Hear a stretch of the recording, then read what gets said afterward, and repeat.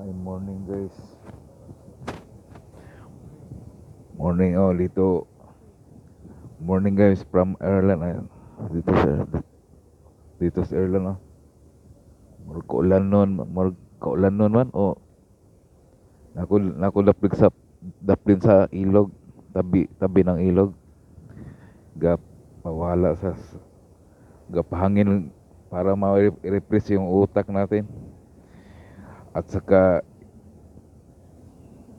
excited ko sa August 6 yung sa impeachment sa Senado. Ewan ko ano mangyari bukas sa Senado, yung pagbotohan o matuloy ba impeachment o mabasura ba. Pero sa tingin ko guys,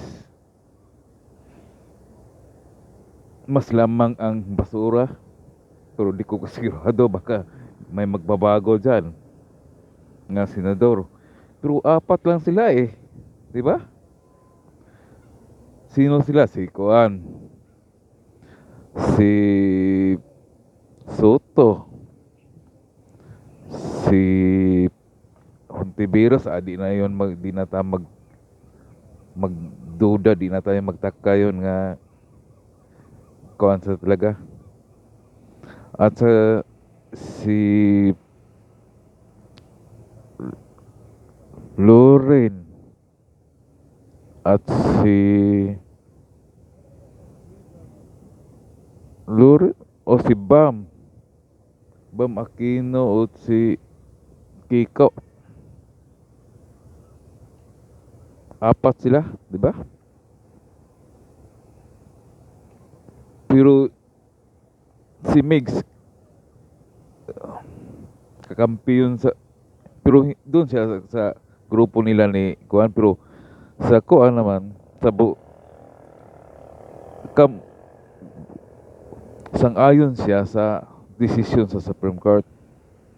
Pero kasama nila sa minority black ata yun si Kuan, Migs. Pero nagkaiba sila ng Kuan, ng idea, pananaw. Pero ano kaya mangyari bukas? Pero malamang ibasura yung mas lamang ang Kuan. Sana nga para para naman sa sunod naman next year naman meron namang impeachment. At hanggang makasurvive si BP Sara, ayan, tatakbo sa 2028 pagka presidente. Malamang manalo yan. Excited ko bukas manood sa Kuan, sa live sa Senate.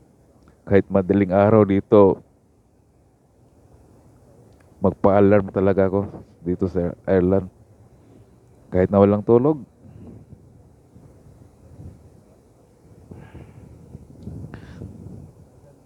Sana idasal natin nga malampasan rin ni BP Sara yung Kuan na yan, mga hamon.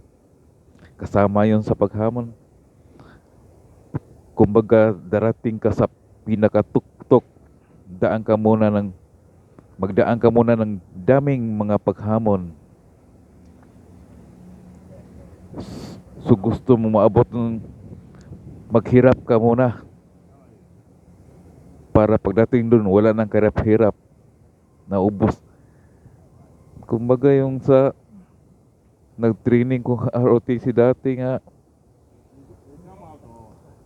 sabi yung commandant namin, ubusin mo muna ang mga hirap bago ang saya, para wala nang hirap, saya ng lahat, kasayahan na.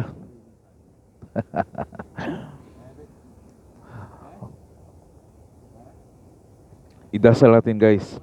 At huwag mong kalimutan mag-subscribe. Si. Pero di ako vlogger ha. Kuhan ko OFW rin ako. Dito sa Ireland. Sana malampasan nilang pamilya ni Duterte. Pati yung kung ano yun, sana totoo yung makalabas na sana si Tatay Digong. Salamat. Yun lang ang ikomentaryo ko. Okay, bye-bye.